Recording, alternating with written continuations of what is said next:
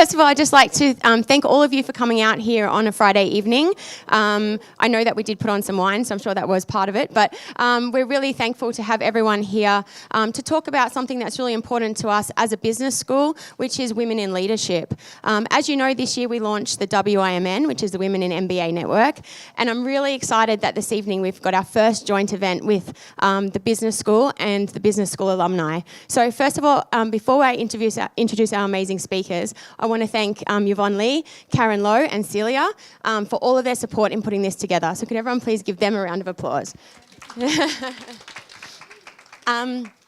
Okay, and now into the fun. We're very, very, very lucky to have three amazingly talented MBA graduates here with us this evening. We have Emily Nason as our moderator.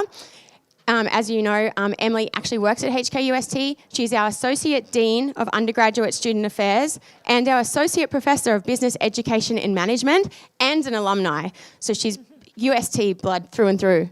And then joining her on the stage this evening, we have two amazing female CEOs. We have Kanie Sue. Kanie is a MBA graduate from 2002, and she's the Chief Executive Officer of Plan International Hong Kong. She does amazing work. In fact, I've just been told that tomorrow she's off to South Sudan. So you can talk to her a bit about that afterwards. Yeah, that was my reaction too. Okay. And then beside her here we have Miss Winnie Wong. Winnie Wong is CEO of Asia Insurance Company Limited, and she's an MBA graduate from 2000. So can we also please welcome Winnie Wong? So as you can see, the topic we have up here for this evening is leading for change, then, now, and the future. So Emily is going to take us through a journey of women in leadership from, back basically 25 years ago when our MBA school began, through to now, and what it might look like in 25 years from now. So I'm going to hand it over to Emily and enjoy the session. Thank you, Emily. All right. Thank you, Tanya. Well, first of all, good evening, everybody. My name is Emily Nason. As Tanya said, I'm also a HKUST alumnus, but I graduated from the undergraduate program some years ago, actually 20 years ago. Okay, so it was really nice. I really loved the school. That's why I came back to join the faculty. So tonight, I think you, just like myself, is really excited that we have two amazing speakers. We have two CEOs together to share with us their journey. So even though with Tanya's brief introduction, perhaps I would just first invite our speakers to briefly introduce your career journey, to tell us a little bit about your career development. Maybe let's ask Winnie first, because it's always alphabetical order, so maybe let's have Winnie first. Sure, no problem. Yeah, thank you for joining this event. I think it's a very good show up on Friday evening. Going back to my career, I actually started with the SWI Pacific Group as a group management trainee more than 20 years ago. And then since my undergraduate degree was not very related to business, I joined the part-time MBA program of Hong Kong UST, I think only a few years after graduation, with the very kind sponsorship and scholarship from Swire. So that is a very important decision to me, because I think it's with a English literature first degree, it's very important to have a business MBA study to complement my sort of skills and also requirements on my job. So that's a very critical decision for me, and I think it's very useful for my job too. So apart from that, another key decision that I made in terms of my career is I decided to stay with the insurance industry, because I think back in the late 90s, Swire sold all the insurance companies back to their joint venture partners. And I, after thinking for about 6 months, I decided not to go back to the Swire group and decided to stay with the insurance industry. So that's also a very important decision to me. Otherwise, I would have gone back to Swire, maybe in Cathay Pacific or the Swire Properties. So that's another major step for me. And then I moved from Swire to Aon about 14 years ago. So that's also another key milestone for me. So learning apart from being an insurer, I worked for Aon for 13, 14 years as an insurance broker as well as risk management consultant. So that was second job for me. And then I actually moved to Asia Insurance last year. So it's a new start for me with an Asia Insurance, which is under Asia Financial Holding, a listed company in Hong Kong, and it focuses in general B2B corporate business. So you may not be very familiar with our name because it mainly focuses on B2B business. We do corporate business instead of individual business, and we do both life and non-life. And it's actually the largest general insurance company in Hong Kong in terms of both underwriting profit and overall profit last year. So yeah, that's my roughly my career path. Okay, thank you, Winnie. We'll learn more about how your journey all the way go to become the CEO. But now let's invite Kanie to tell us more about her journey. Hi, I'm Kanie. You'll be interested to know why I used to be work in commercial sectors and then move on to work with non-profit making. So I'm telling my story. Okay, I graduated in 1988. I want to in 1990. 1988 with a bachelor degree in business admin in NIU in Hong Kong. And then I was working in commercial sectors for various industries, fast food, real estate, express, banks, you name it. I jumped and jumped and jumped. And then finally I settled down with Oxfam Hong Kong, Lok Si Hui. That you guys joined the Trail Walker, right? So it's interesting. And then stayed there for more than 16 years. And then one day, there's a headhunter call me and then say there's a post on CEO of Plan International. So I joined Plan.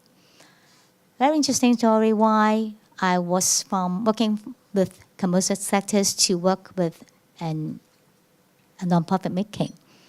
And people also ask me why. And also because you have bachelor degree of admin and you have an MBA. But this is because I found my values. I found my passion. And then that's why I stay with Oxfam. In the non-profit making job, that's a very different environment because in commercial sectors, you have more resources. But interesting that because of the learnings from bachelor degrees as well as from the MBA, of course, UST, 2002, part-time. And all those information, all those knowledge, all those experience actually were used in my job because of limited resources in Oxfam. When I joined Oxfam, they were in Jordan, in the breakfast center. I joined it because I found that it was really poor. There's no ceiling. The areas were very dark. There's only one toilet. And then because of the poorest of this organization, so I think it would be good for me to join it. And then maybe I can try to use my knowledge to help them. So actually, I did make it because when I left Oxfam, they have more than 110,000 regular donors. So it's quite a big number. Regular donors meaning that they donate every month in amount regularly. So that's huge amount of money. It's amounted to about $245 million per year.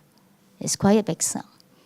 I don't think I may not be as good as you doing business, but I don't think I can gain this much amount of money if I just work in commercial, because I just make use of the commercial knowledge in this job. And that's something I really like. And then this is big change. Another change is when I joined Plan International 2015 as a CEO, because I used to be working on communications and fundraising, brand building. But now a different position, and then you think differently. So, but I think I made the right decision because I think for this job, I feel even, how should I put it? I feel myself even more in this industry because when I went to those different countries, I talked to the families, I talked to children, I understand what the problems they are facing. Early marriage, girls married at the age of 14, and those girls 16 years, 17 years old, having a chance to study. They didn't even know ABC. So when I came back, every time when I came back from a trip, I would do something. At one time when I went to Cambodia, in the classroom, I saw there are many bags. What happened?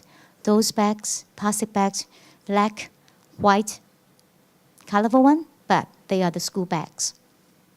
So I came back and then I asked my colleagues, can we do a campaign for them? Can I raise some money for them to buy school bags? So we did it.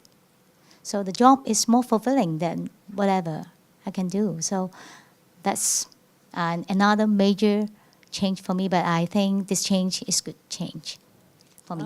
Very interesting, a very different career path for our two speakers. So originally we have a third alumni speaker who, Fran Thompson from EMBA, but unfortunately she fell ill, so she can't join us tonight. So we'll hear more, have more time with Winnie and Kanie. So just now the two of you share with us some of your career journey, how you started with Swire and then eventually now become CEO and then stay with the insurance industry, while Kanie have gone through different jobs and then spent some time in Oxfam.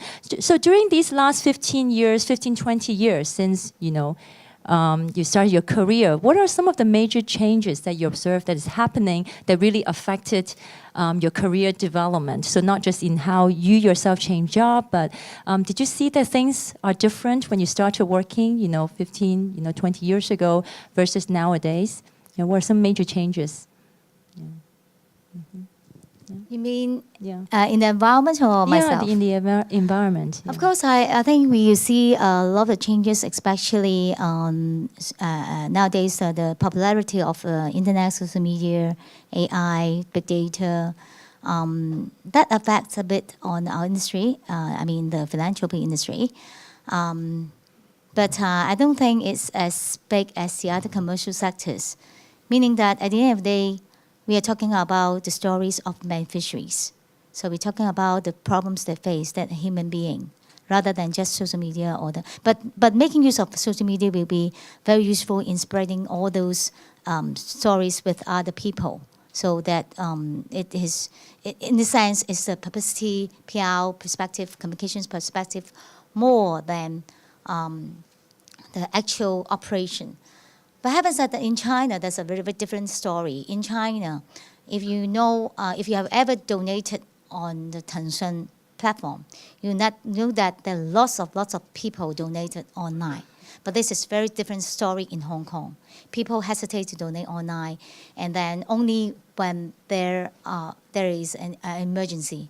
Otherwise, online donation platform or payment platform does not affect us very much. But I do think that in long run, big data and AI will be something that the philanthropy market have to really look into.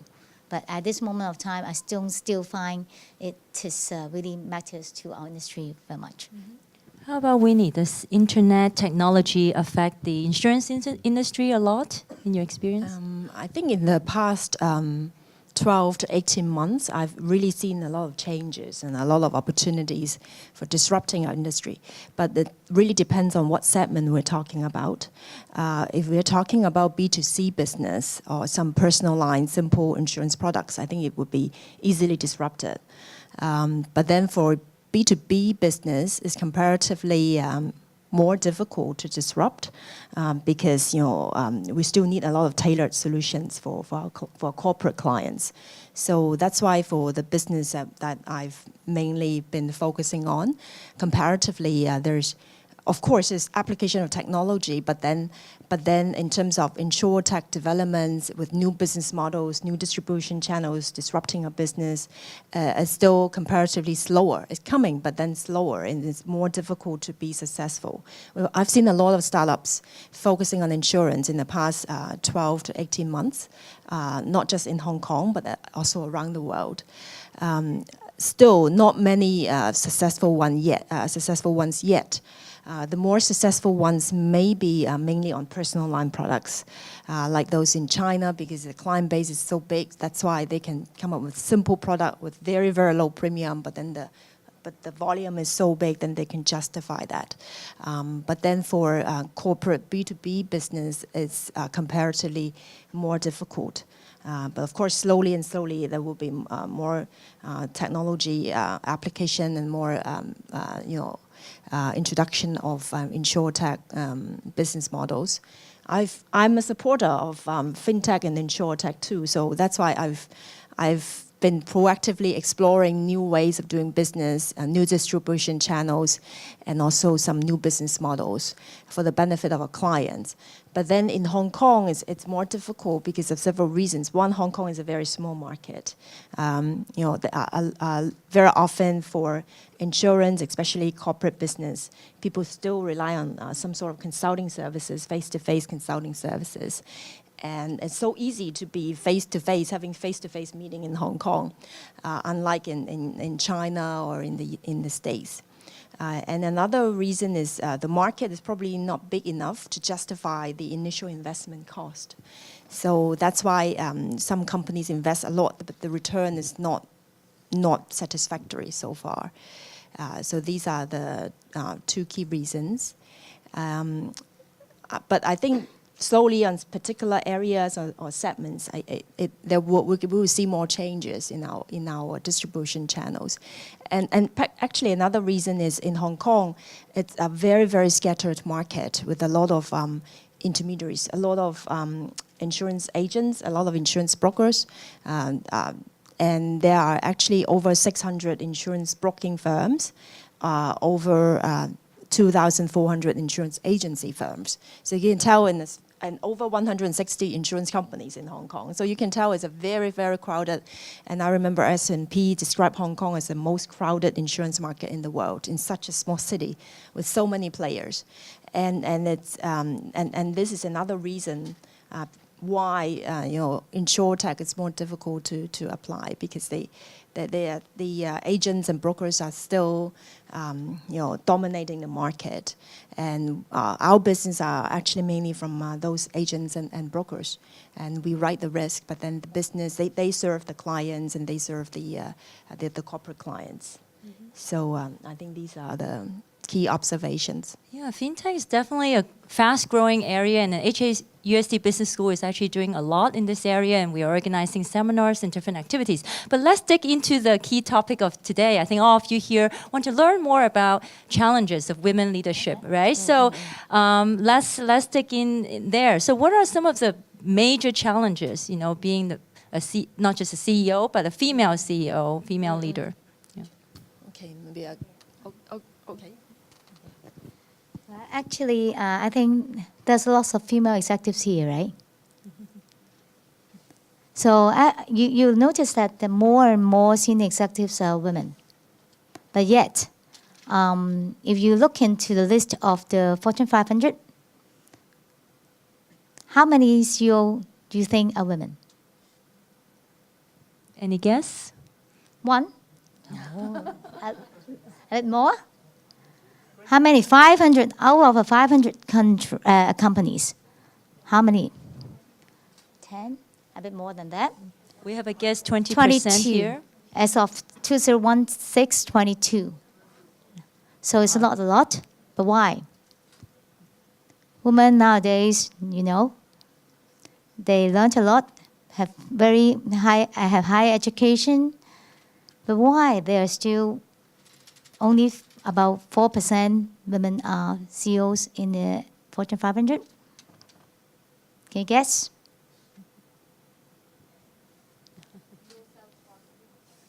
No self-confidence. Why? I think you are very confident. Okay, why? Can you guess? Hey. Yeah. So I feel women are just judged differently, right? When you're in the workplace. Like when Judged a different. male will say something, he sounds confident. Yeah. When a woman says something, she's too bossy. Yeah, exactly. Perception. Exactly. Also,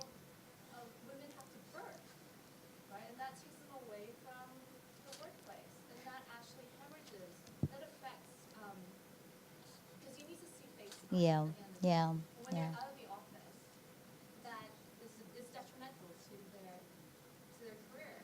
So no matter how giving a firm is, like FaceTime is essential. So Yeah.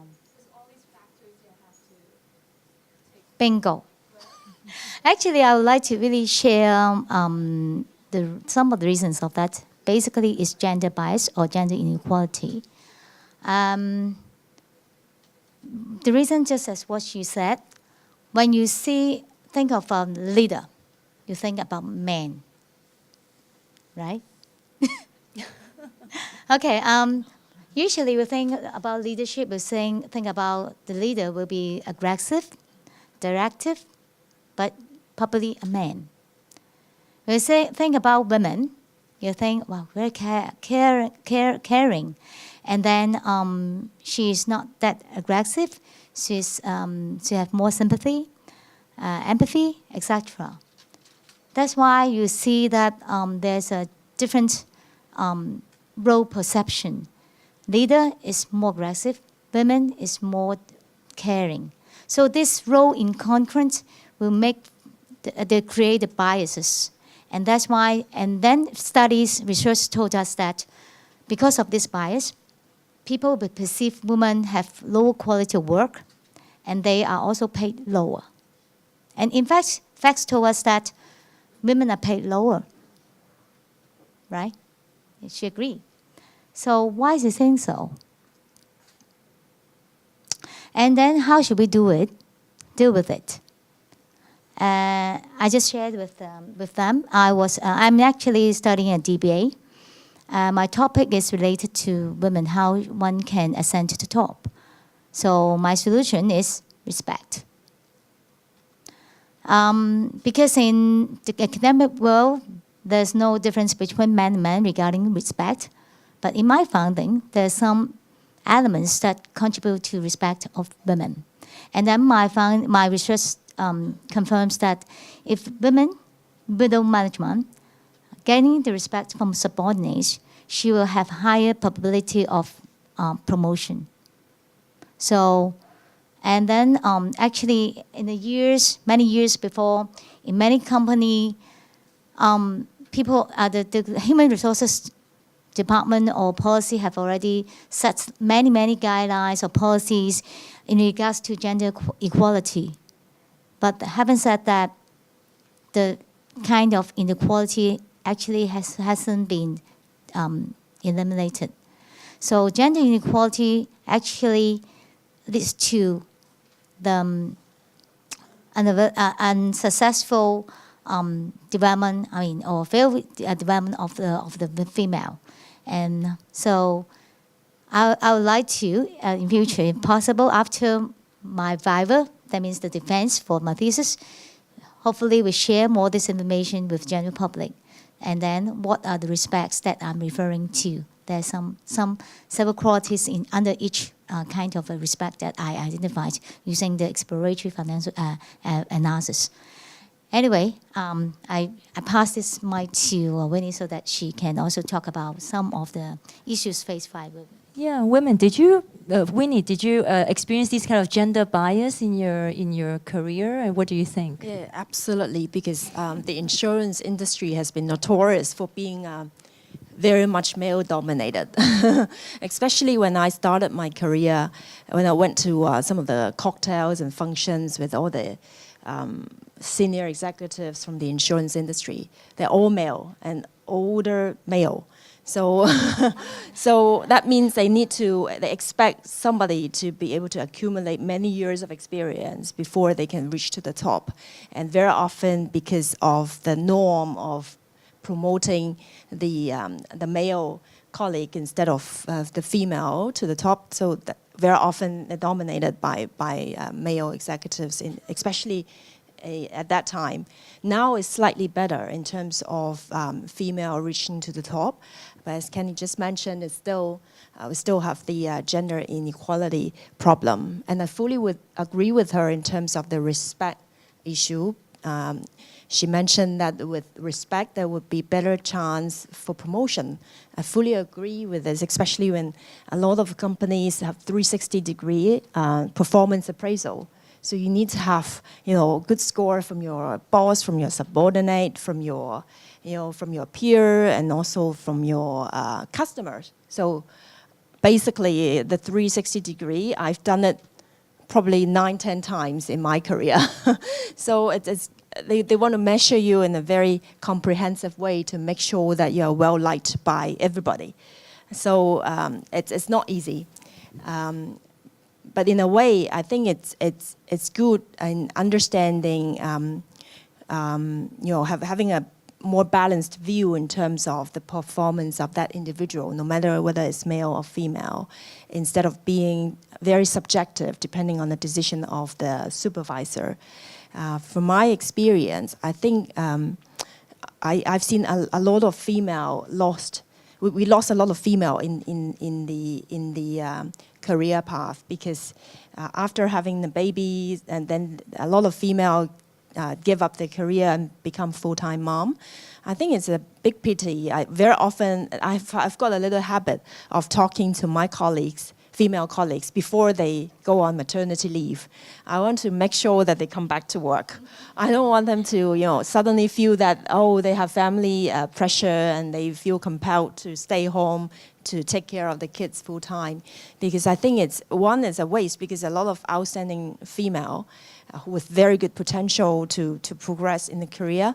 And second, I think it's more balanced for the female mother as well as for the children and for the family as a whole. Becoming full-time mom very often give them a lot of extra pressure to make sure their kids perform. Then the kids would have a lot of pressure because they've got the mom around all the time. So they want them to go back to work. And having a working mom can give them a good role model as well because, my mom is working and they are up to date in terms of the market, in terms of what's going on in the world. And they have actually more respect for their mother. I've got a 7-year-old daughter and I'm her little, role model, hopefully, because she doesn't see me much. So whenever she's with me, we spend quality time together, and she is very keen to spend time with me. And of course, during weekends, I also spend more time with her. So I think this is one crucial point. We want to keep the woman, but the female colleagues. But of course, on the other hand, I think we need to create a friendly environment to make sure that they are able to come back to work. How the company as well as the society as a whole to support this female, working mothers, because they do have a lot of pressure from different perspectives. Yeah, so I think the audience will be very interested to know how do you manage, right? I have 3 kids myself, and I get these questions all the time. How do you keep a job, a high demanding job, senior executive with kids and family? So what are the challenges and how you deal with it? Oh, it is challenging. I think it's somehow for me, fortunately, I've just got 1. You've got 3, and Kanie has 2. So on average, we get 2. So yeah. we did our part for Hong Kong. Right. So I think, of course, we need help. I'm lucky to have help from my parents and my parents-in-law, and the helper is quite reliable. So they take turn to come to take care of my daughter. So it works. And then so 7 adults to 1 child. Yeah, That's the ratio we need, right? But and also, of course, for me, it's hard. She's very demanding, especially at this age. So I try to spend quality time with her, and I read books for her, and to make sure that I pay a lot of attention to her. So I think somehow we can strike a balance. We don't need to spend all the time with him or her. We just need to spend quality time with them. So this is one thing. And in fact, in helping our colleagues, I've done quite a lot. I actually allow some flexible arrangement for our, not just female, male, it's workable, it's the same, because I'm a big supporter of diversity. I've been a big promoter of diversity. I think, for example, I've got a male colleague who wants to stay home to be a full-time dad. I fully support this because he is very keen on taking care of children. But we want our female workers to come back after Yeah. giving birth, but the father can stay home. Father can stay home. This is one option. One option. Yeah, of course, it really depends on the case-by-case situation. It works well in that case because the father really wants to stay home to take care of the children. And second, in ensuring the female can come back to work, I allow like 2-day work, 3-day work, 4 days or half day each day, something like that. It can be flexible, as long as they perform during working hours and achieve the expected KPIs we want them to achieve. So this is very much welcome by the female colleagues at a certain stage. They may only need this arrangement for the first few years before the kids go to school. So that works pretty well. How about Kanie? What's your experience raising kids while having a high demanding career? First of all, you have to bear with yourself, just one eye. Because I usually sleep well too, about 5 hours per day. I mean, so this is a must if you need to balance your work life with the family life. And I got 2 kids. Nowadays, they grow older. My eldest son is 25. My younger is 16. But in previous years, it was really difficult because on the one hand, you work, taking care of 2 kids, and also the family, as well as I like studying. So I got an MBA afterwards. I got a master's degree of development studies, something related to my work on development. And then I'm now studying DBA. So it's just totally not easy. But I think, first of all, in Hong Kong, we are privileged to have a helper. We make good use of a helper because they are really good. They actually help you to manage the family, most of the household chores, and also help you to take care of children in some time. But no, of course, you still have to pay efforts in investing and in cultivating your children. And about this, man is important. You need to have a good husband. True. That's good advice. It's true. Did we teach her at HKUST Business School how to find a good spouse? Maybe this is something we need to put in our course content, how to find a good partner.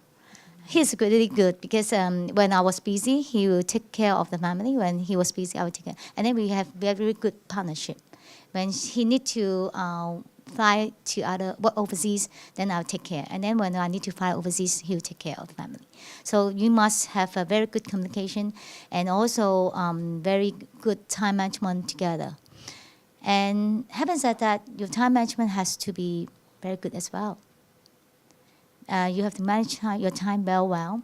Say, for instance, in the morning. Nowadays, it's better because my eldest son is really big. There's no need for me to take care of him. My youngest son now is abroad. But previously, I also manage my time very well. Say, in the morning, I went to work very early. Before 8 o'clock, I'm in the office. And I spend 2.5 hours on the work that I have to fulfill that day, the major work that you have to do. And then afterwards, you can have your colleagues come in and have meetings, etc. So you plan well. When you need to go outside for work, plan it either in the morning or near the end of the office hour. So you have no need to travel back to your office, so it saves you some time. But bear in mind, you do still need to do exercise because it makes you fresh, energetic. And eat healthily. Don't let yourself sick. Because you have no time to sick. That's Right? a tough job. So have either of you ever thought about quitting or taking a break from your work because of family? Or never? I never. I just have a very short period of not working just because I sort of fly to other country and then I came back and then there's 5 months left. But all along I'm working. I think it's good because in the sense that you really learning in your job and you are growing with the society. Otherwise, you will be really behind the environment, environmental changes. You need to keep up with the society environmental changes in order to First of all, because when you talk to the children, if you being a mom, they would ask you lots of questions. Talk about AI, talk about big data. So if you just a housewife, to be honest, it's quite difficult for you to catch up with your children when they have different kind of topics. And the other thing is, if you really do not work, I don't think I can survive, because every time I'm keep myself busy, I feel fulfilling. That's me. So you need to understand yourself, your values, your principles. Because of my characteristic, my personality, I cannot not working. I tell you, it's very true. If one day you give me a day off, if I have no purpose that day, I feel really don't know what to do. I don't know. Maybe you may say that I'm stupid, but I'm that stupid. I do not know how to take rest. I do not know what to do if I'm given a day off without purpose. So, but this is yourself. You have to follow your heart. That's me. So, How about Winnie?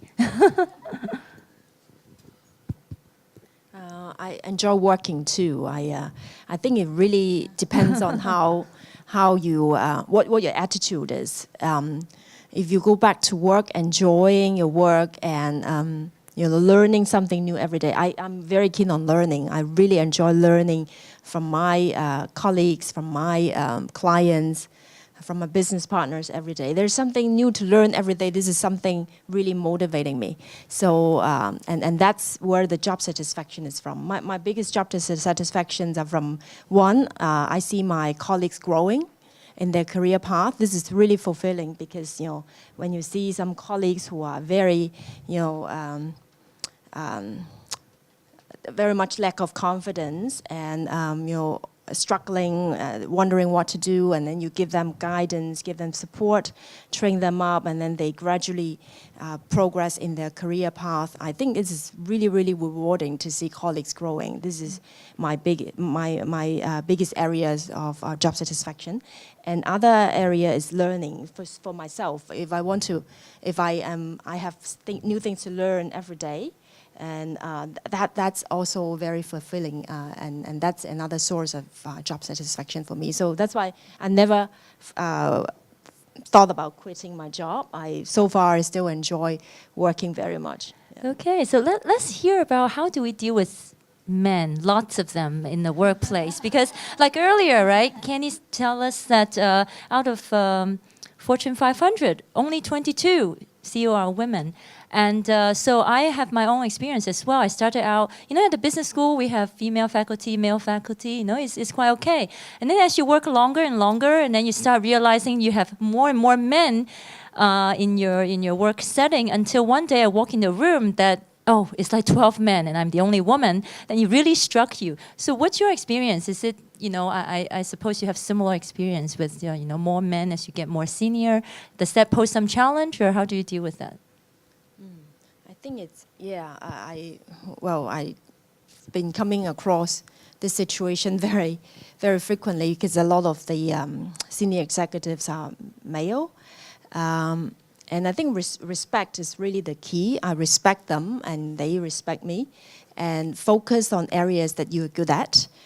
Don't try to imitate what man has been doing, because everyone is different and everyone is unique. You have your own strengths and they have their own strengths, and together we can be a very powerful team. So respect each other and learn from each other. I think this is the right attitude of working with male colleagues.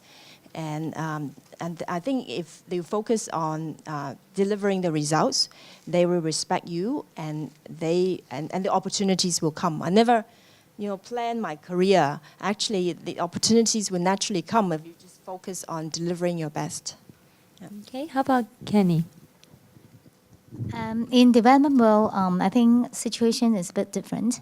Though there are a lot of development workers, that means those people working in the field, in the projects, are male, more male than women, female. But because of the ideology of these people, they will respect female more. So I think I'm lucky to be working in this industry, where they also have a very high regard on women.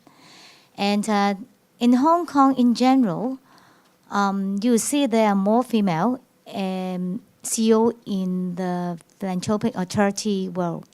So I think, because I think people are really looking for equality, gender equality there. That's why if you would like yourself to be CEO, the easier path will be joining the development world. Okay, so we talk about seems like there are persistent gender bias in the workplace. So as female leaders and also for the male leaders, is there something that we can do to help the young, young graduates, young female leaders, to help them pave their way for their career advancement? Other than we talk about respect, are there other things that we can do to help them to have an easier path to develop their career? Basically, I think as that there are many companies already launched many diversity program, but I think in certain extent it works. Though academia world said the research said that it really worked well, but I think continuous effort on this kind of policy is good, in the sense that women or the minorities in an organization can have a voice, can work along with other colleagues, males or whites, etc. And also, I believe that, as I said, respect is important, but the kind of respect that we can gain from subordinates. Actually, I can share a bit of the research studies. In my study, the respect, I use exploratory analysis to conduct the research and study the analysis, and I found that there are 3 elements for female respect. First of all is dedication. Under this dedication item, there are a few sentences. The female executive is committed to work, is conscientious in performing her duties, works efficiently, is hardworking. So the other group is leniency. That means my supervisor is lenient to my mistakes and gives me the benefit of doubt. My supervisor does not scold us when we did something wrong and adopts a hands-on approach but never micromanaging. The last item is about mentorship. My female supervisor recognizes my ability, achievement, praises my work performance, encourages me to excel in my career, does something extra to help me, offers help when it is too much for me, lets me know how I can improve my work, and stimulates me to think critically. So I think in the previous work made by a lot of companies, they focus on talk about diversity. We encourage more female to be promoted. But I think we need kind of mentorship, the sponsorship from the senior to help the woman to grow. So I think if we have more of this kind of support in the organization, and then this will help women more. Sponsorship means you have a mentor, a sponsor, to help you to progress along the career path. Those are senior, but not just male, but female as well. And they help you to think critically. They help you to connect to different people so that you have a better network in the organization or outside the organization. That's something I think in a company, there's something that can be done. Yeah. Winnie, you have anything to add? I think again, as employer or management in the company, there's definitely a lot more that we can do to help female or young talent progressing in the career. Mentoring program is definitely a very good way, mentoring and coaching. And I think for our industry or some industries in particular, another one is in fact the industry norm of having some sort of networking activities that are very male-centric. For example, a lot of industries like our industry, they like golfing, drinking, and also sports. Then a lot of the time, female are not very keen, not very passionate on these. activities. So what employer can do, I tried and it worked pretty well, is to create the culture, the company culture of introducing more gender-neutral activities. For example, some classes, some seminars that welcome both male and female. So more sort of networking activities for them to get to know their business partners, their clients, their peers more through some gender-neutral activities instead of just golfing and drinking. So I think, yeah, women definitely like drinking more. too. Some, but not all in general. Okay. Especially, working moms, they need to rush home to take care of the kids. They don't have time to go for drinking. So I think we can do a bit more on these areas. Okay, so definitely I think mentoring, networking help. Maybe now we open up the questions, open up floor for the questions, right? We heard quite a lot of experience from Winnie and Kanie. And to make the Q&A session more exciting, I'm pleased to tell you that we have a sponsorship from an MBA alumnus, Andrew Leung.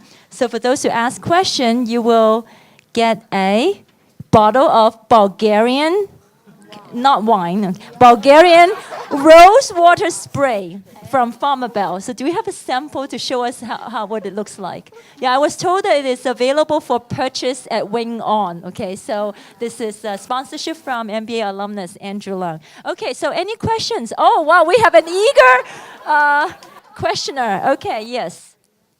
So I have a question for you, Kanie. So I have a question for you. So basically, I donate to another organization called Save the Children.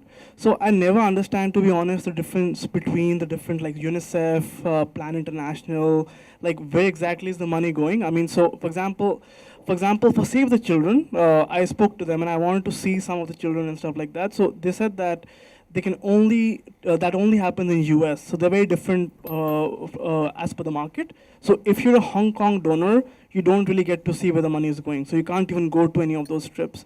So I just want to understand, like, what is your take? I mean, you've been in this industry, you understand it much better than me.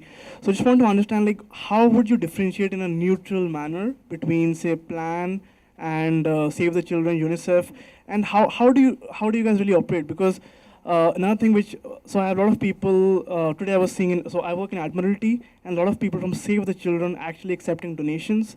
And what I heard, again, I don't know if it's rumor or not, that 1 year of the money you actually pay goes in their income, and after that is what actually goes to the root cause. So to be honest, like, I'm asking in a very, very no-wise way, like, I don't really understand where the money is going, like, how much is the admin? So just want to understand, what is your perspective about different firms, and what is the... Different organizations have different mode of operations. Save the Children will be very different from Plan and also different from UNICEF. For Plan, we have sponsored child. Yvonne said this afternoon when she was having her lunch, she cried because she was watching our video talking about a woman sponsoring 20 children in the Asian countries. And then she just saved a lot of money and in order to support the children. But having said that, we actually said very clearly in our brochure that the money goes to the community instead of the pocket of the children. Reason behind is that because of the development of the development world, nowadays we talked about the development of a whole community instead of just giving the money to children. Previously, when we were working in Hong Kong in the 1950s to 19th century, we were working in Hong Kong. At that time, we really give some of money to the children directly. Some of money go to the community. For some people you may know, after Zhang Ginting, Chen Maobo, the Finance Secretary, they were our ex-beneficiary in those days. And then they were given money, so they need to pay the school fee, etc. And also we support the family with some medical health, the other school, etc. But nowadays, the development will change because of the development of the development role. So we are supporting the development of the community instead. So the money go to the community, helping them to build the trains, helping them to grow the culture, and also maybe providing clean water, etc., health, education. So this is our mode. So the sponsor money go to different communities, and that's how it works. And then, as long as the administration cost is concerned, we spend about 80% of our donation on the committee work, and 20% on administration and fundraising. Because at the end of the day, you need to pay. There's no free lunch, also in Hong Kong. And we can buy advertisement, but at a charity rate, but of course, not at no cost. So this is the principle of our plan. And when you talk about how do we differentiate plan from other organizations, that's one thing that why I joined Plan. I have been working with Oxfam for more than 16 years. And actually, I feel, well, it's really boring because all the days I do more or less the same thing. I can reply to my colleagues' email, asking many questions, but in very short time. It comes, and then I feedback to you very fast. But many things are the same. When I was asked whether I would like to join Plan, and then I checked. Of course, Plan is not as famous as Oxfam, so I have to check information from the internet. But I found one thing that is very unique with Plan, because they are working more on girls' issue, even though we are all talk about children. And I have the determination to bring along all these issues to make it aware among the general public. I'm not too sure where I did it, but at least I think in these 2 years, more people are aware of the issues of early marriage. When I talk 1 second, 2 seconds, one girl below 18 years old get married. And then there are 1 out of 5 female are being attacked every day. And also there are many girls with the age of 9, 5, they have the female genital mutilation, especially in African countries. So that's something I really want to share with the general public in Hong Kong, and that's something that I want the general public to support, that make Plan outsend from the cloud. And that's why when I launch all my activities, my focus will be on girls. Whenever I just launch an event for Run for Girls, and only female can join it. Because I want to signify that there's something different from just children, just a child, because they are the underprivileged of the underprivileged. Okay, it's great for us to learn more about how Plan works. Another question, let's bring the conversation back to women in leadership. Yes. Yeah, I have a question over here.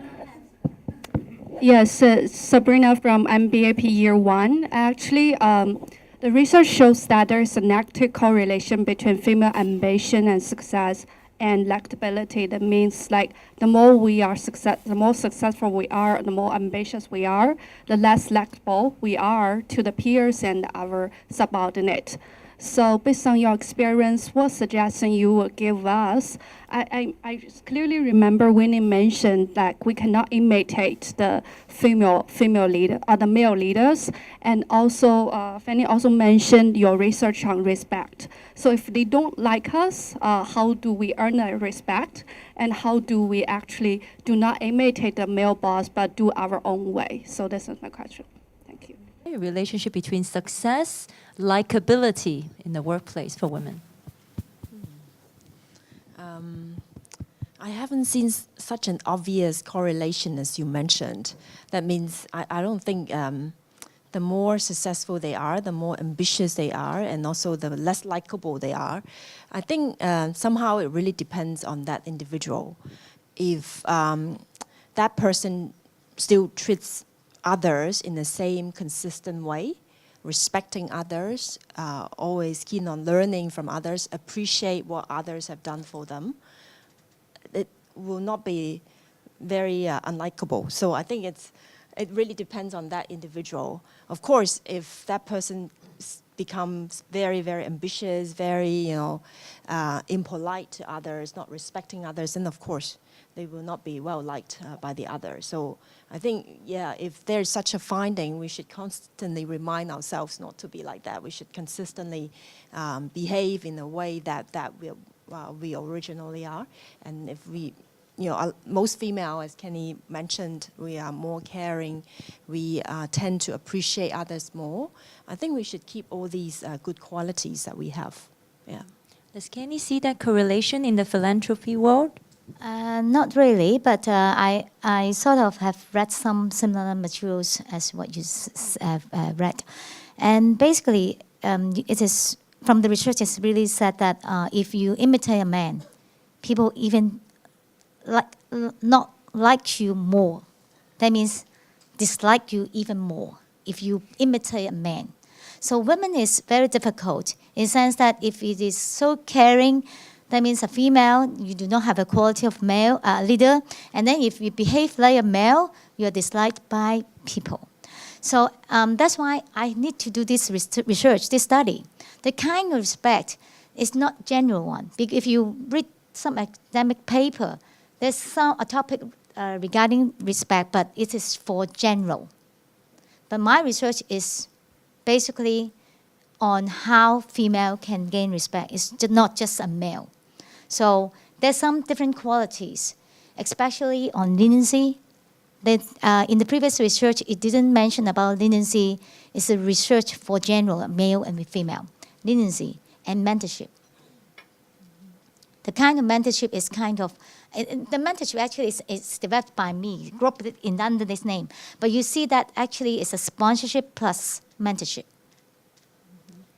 Yeah, perhaps let me also share a little bit. Definitely, we see that in career, people do look at performance. I think a lot of the supervisors, perhaps there's some subconscious gender bias, but people look at performance. But one thing is different in the sense that people tend to look at men's potential. So even if they haven't proven themselves, people look at what are the potential in success. But women, they tend to look at what have you achieved. So I think there's still, in the current situation, it's still stacked against the women in the sense that we need to prove ourselves more, but being aware of that. But if you did deliver, I think the reward is there and the recognition is there. So don't give up.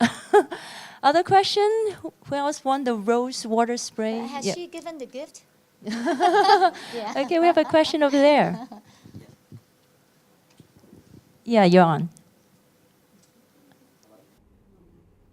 Hello. Yes. Yeah. Thanks a lot for being here.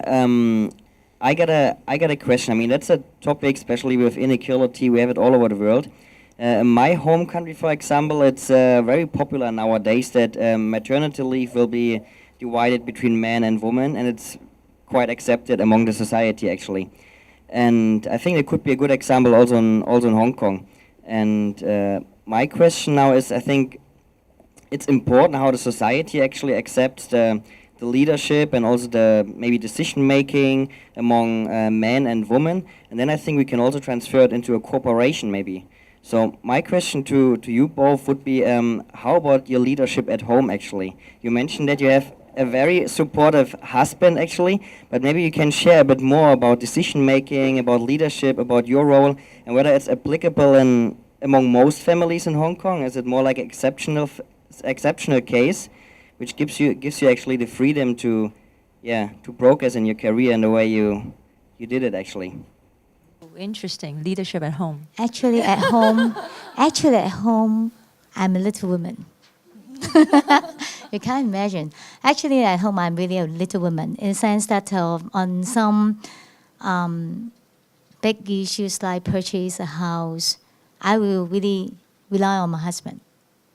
Maybe because I'm not really good at investment, but little things like whether the son should do this or that, I will make most of the decision. So it very much depends on who is good at what, rather than you are dominant in certain decision or you dominant at home. And also at the end of the day, it's a kind of mutual respect between you and your husband. There's no that kind of leadership at home. Winnie? Question. Yvonne is looking at me because she knows my husband well. It's tough because he thinks I'm dominating and I think he's dominating. Right, but we still respect each other on the big issues. It's just the trivial matters. As a mom, I pay most attention to hygiene factors, safety factors, education and all that, but daddy never pay attention to those. So that's where the arguments are normally from, but they are not really, serious issues on the bigger picture issues. We are very aligned. We respect each other on those. I always think that I'm not dominating, but he thinks I'm dominating. I don't know why. Yeah, somehow, that's the challenge of being probably a female CEO. He has formed a perception that I'm dominating. In fact, if he asks all my colleagues, all my ex-bosses, they said I'm too soft. All my appraisals with my previous bosses, they always think that I'm too soft. You are too nice to your colleagues and too soft. But the only exception is my husband thinks that I am too dominating. So that's the challenge. He formed a perception as a CEO, you must be very dominating. So I think it's not very fair. But hopefully I can learn. I need to learn to keep my one eye closed on some of the trivial matters. I think that would help. Just let it go. Forget about it. Don't argue with him. So maybe that's the way.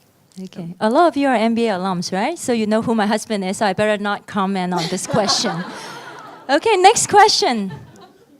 We have a question here. Me? Okay. I'm Rachel, MBA Year 1 as well, and I'm also one of the committee of the Women in MBA Network. Thank you for coming and joining us today. And there are some discussion around our group that for every successful woman, they are, except the husband, we also have a group of women. So along your career path, do you think you also have a bunch of women supporting your career development, or actually you feel that the women are more picky than the male along the career? Yeah.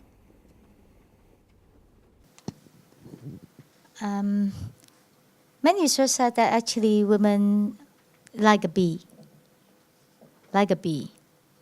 They really do not like people having the same competence with them.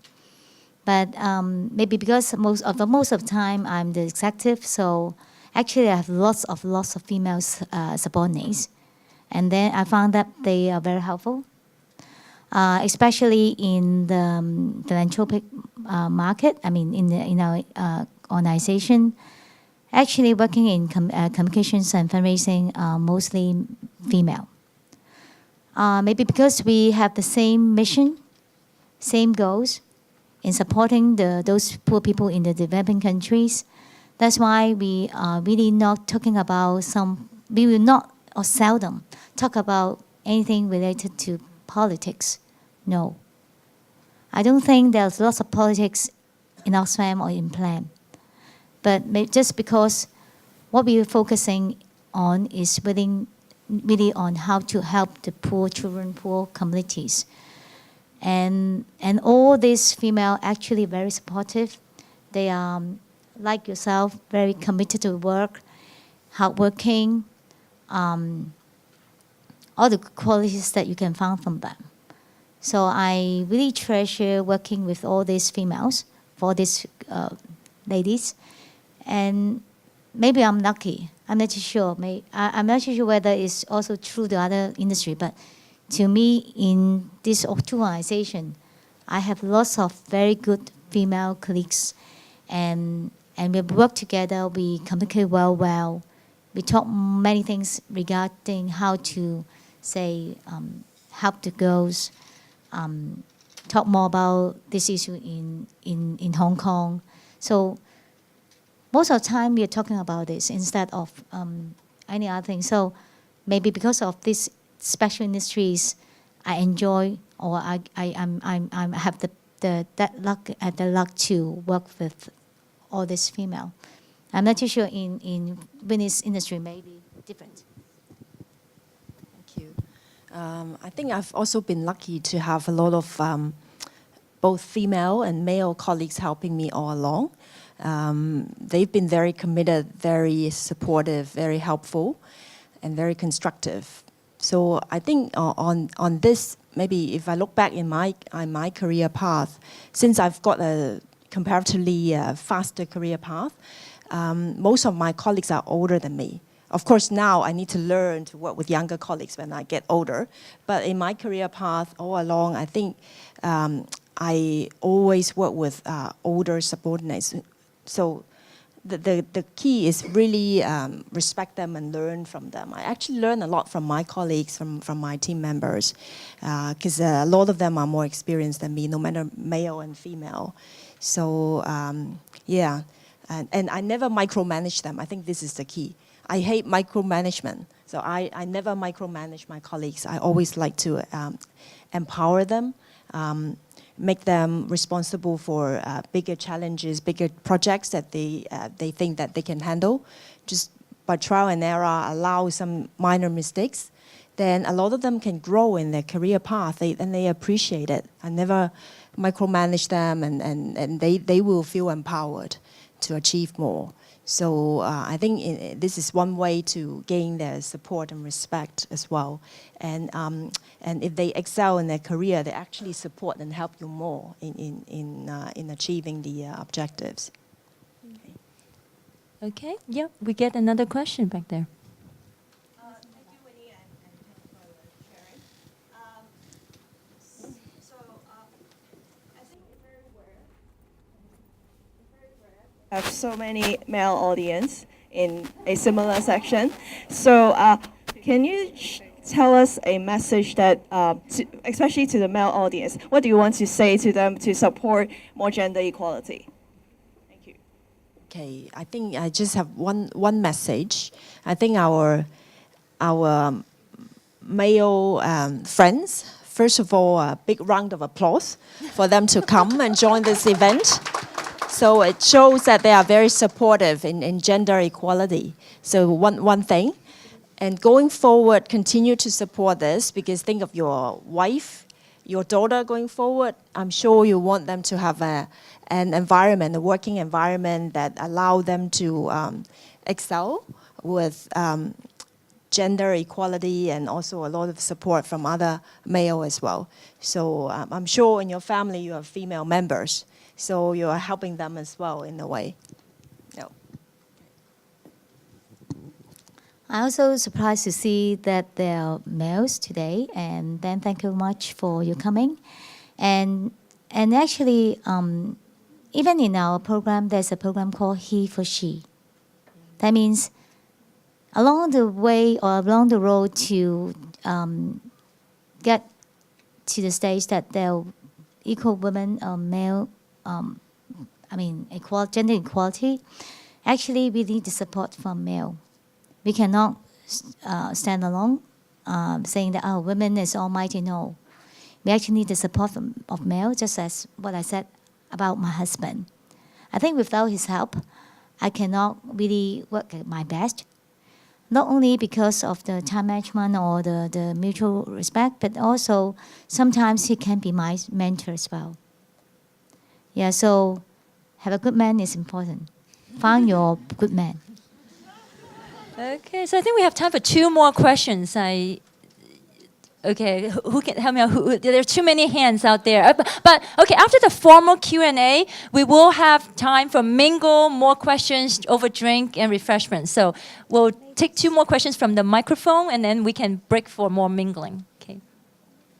Can you pass the mic to the ladies? She holds her hand for many times. Okay, so we already have 2 lucky people who have the microphone, are the 2 who asked the last 2 questions. But the one in the front first. Hi. You talked about by being nice to others, we sometimes forget to be nice to ourselves. And I'm wondering, what does that mean to you personally, being nice to yourself? And how do you make conversation with your colleagues or your subordinates about teaching them how to be nice to themselves as well and claiming the time for it? Okay, first of all, I always said, spend some time on yourself alone. What I usually do is I go to do a facial. Spend my time in the beauty salon. Having some massage, having a facial is very enjoyable. Because two things. First of all, you can relax. The other thing, make yourself look beautier, pretty. That's important. This is your self-esteem, right? Who don't want to be beautiful? No, right? So I think it's good. Yeah, be nice to yourself. Enjoy yourself, the time that you can spend on something you love. Like I love doing facial. I love doing the massage. So I enjoy and relax and make myself look better. I tell you, you can guess how old I am.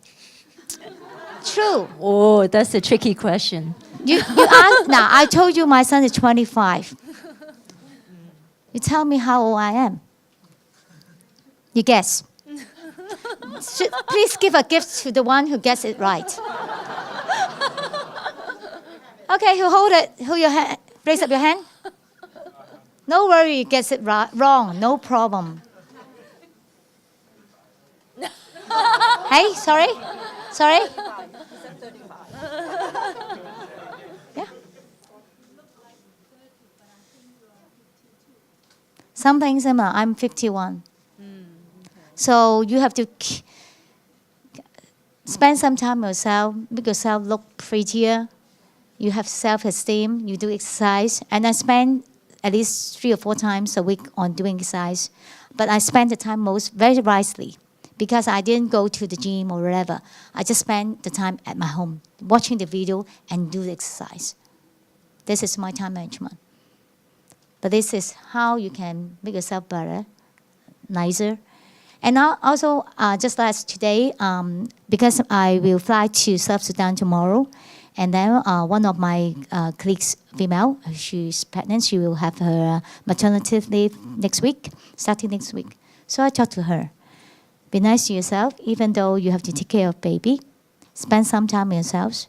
Don't leave some time for the man to take care of baby, or the helper, or your grandma, etc.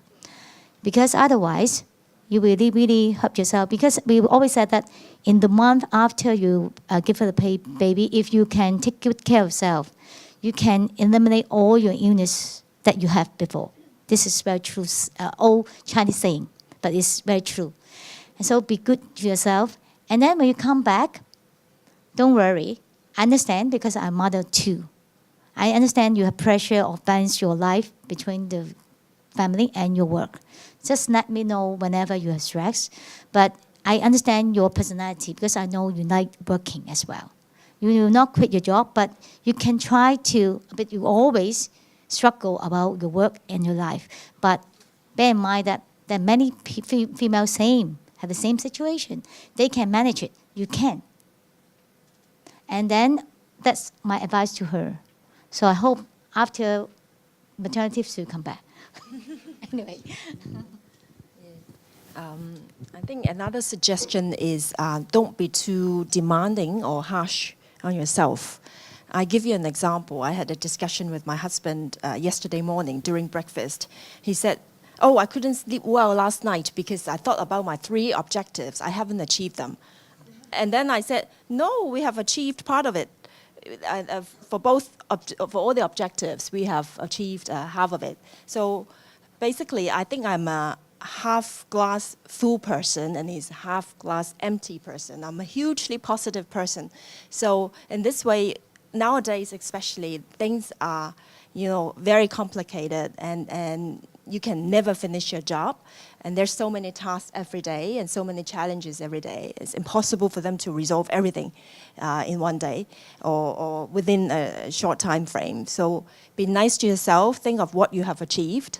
Then you feel very fulfilling, very rewarding, and you have the job satisfaction. And then you will feel energized. Yeah, I think this is another way of, be nice to yourself. If you are always thinking about not achieving something, then of course you will feel very depressed. But for me, I feel, very happy all the time because I think of what I have achieved so far. So then really, if you look back, you have achieved a lot of things every day. Now, people are very, very efficient. If you look at what you have achieved every day, wow, you'll be amazed how many things you have achieved, and you feel very happy. This is another way of being nice to yourself. Yeah, pamper ourselves and be positive. Now we have the last question there at the back. Yeah. First of all, this may be not so good. I want to introduce first.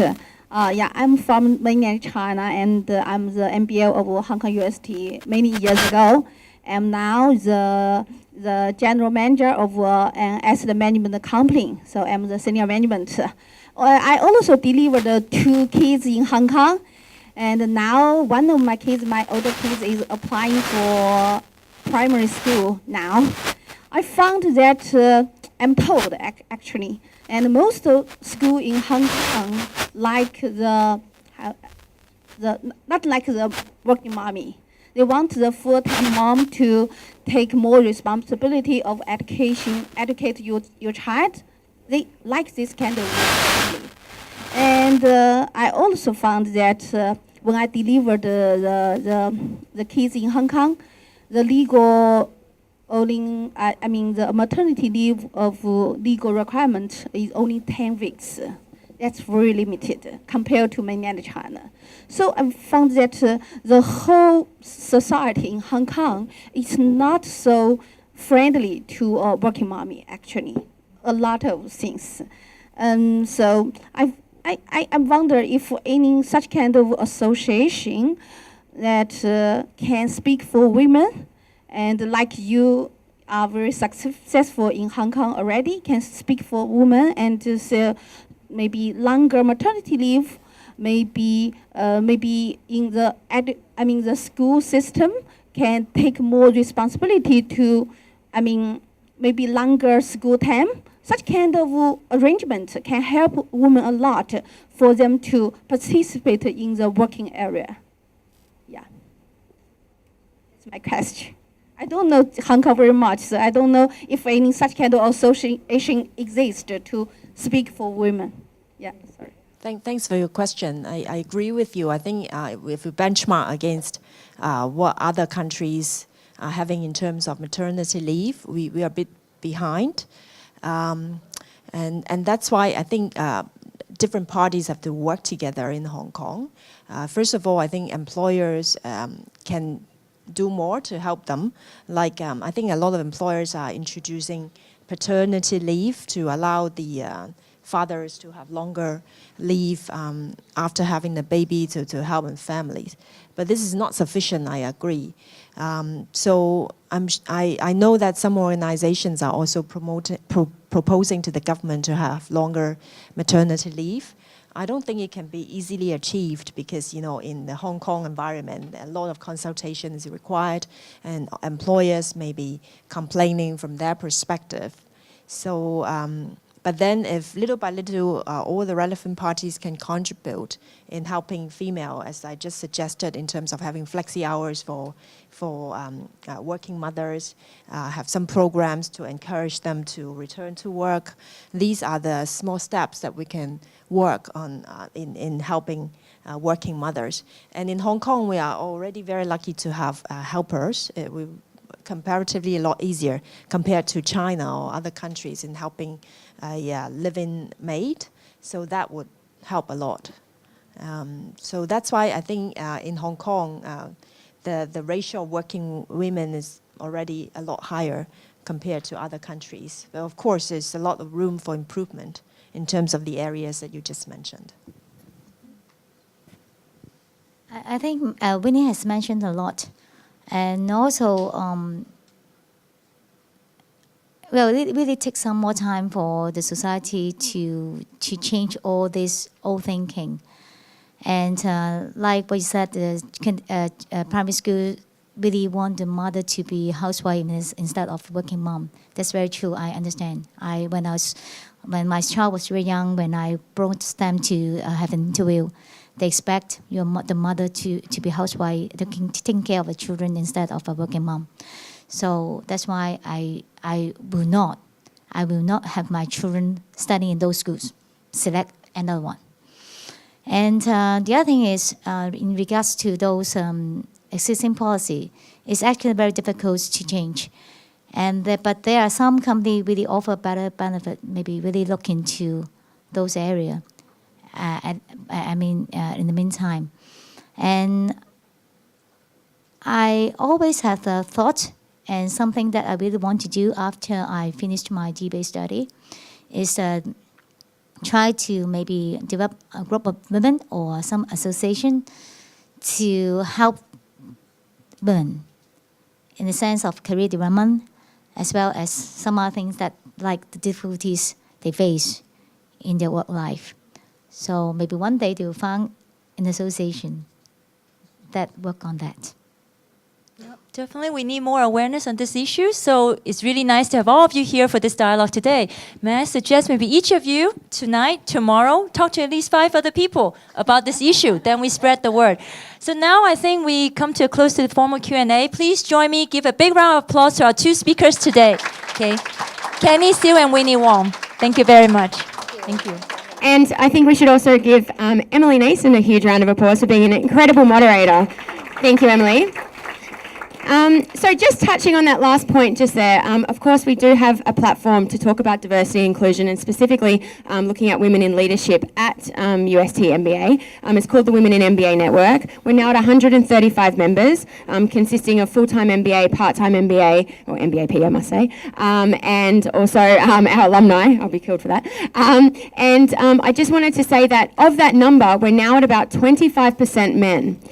So that is a little bit of a representative of what we have here tonight, but of course our goal is to have that, if we talk about diversity and inclusion, at 50%. So any of you guys that are in the room that aren't a member yet, come and talk to Karen and I and sign up. We'd love to have you join more of these events. They're like, you're a member, right, Marco?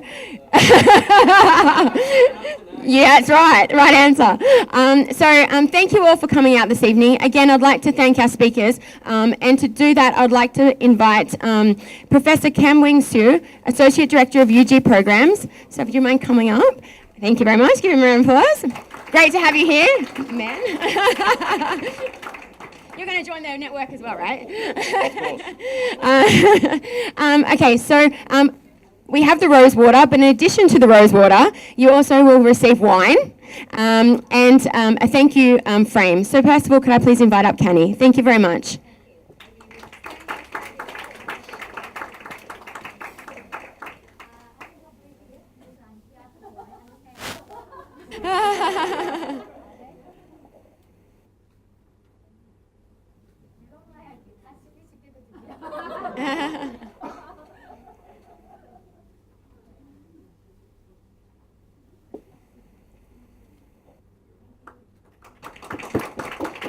Thank you very much. Next we have Winnie. Winnie, thank you very much for coming this evening.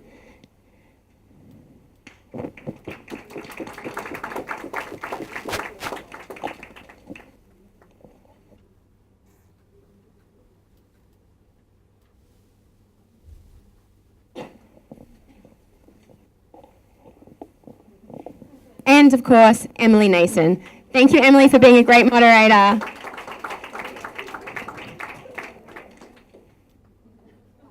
An inspiration for all of us at UST as Associate Director.